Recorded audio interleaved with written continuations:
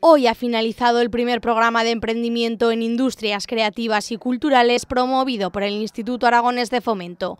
De él se han beneficiado 20 empresas que desarrollan diferentes proyectos relacionados con la creatividad, como la papiroflexia, la escultura o la música. Comenzó a finales de noviembre y el objetivo ha sido asesorar a las empresas a mejorar sus resultados e incluso a lanzarse al mercado. Permitirles, a través del apoyo, del asesoramiento, de la ayuda, que todas estas ideas puedan prosperar en verdaderos proyectos, en iniciativas empresariales.